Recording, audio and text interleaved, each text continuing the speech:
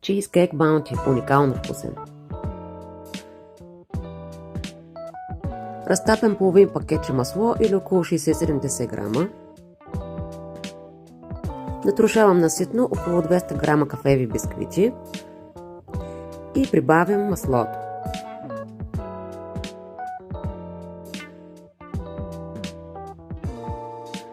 Смесвам добре маслото с бисквитките.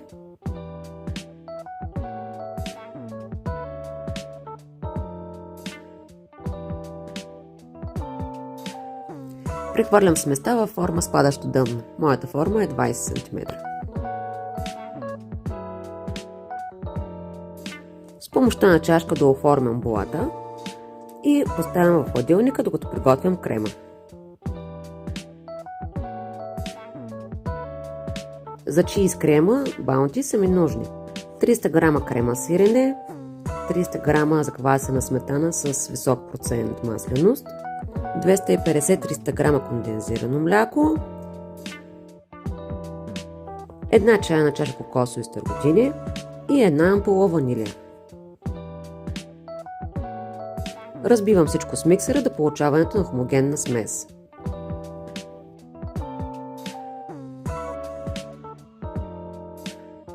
Виждате с каква консистенция трябва да е крема.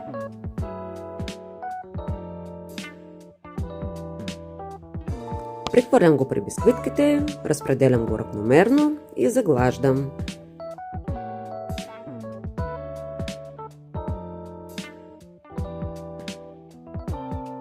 Поставям чизкейка в хладилник за 5-6 часа да стегне, най-добре за една нощ.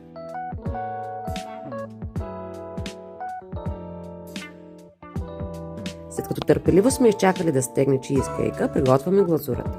Натрушавам 100 грама шоколад, прибавям 5 супени лъжици прясно мляко или може и сметана.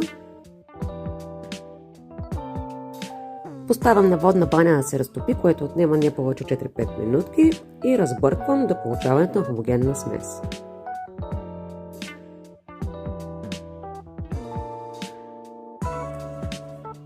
Проверявам дали е стегнал чизкейка. Да, идеален е.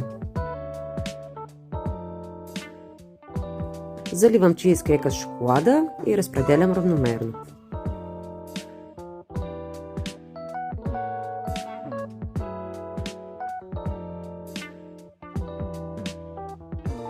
Ако искате вълнички, с леко потопване на шпателката може да ги направите. За финал поръсвам с кокосови стърготини. Оставям за още половин час в хладилника и това е да ви е сладко.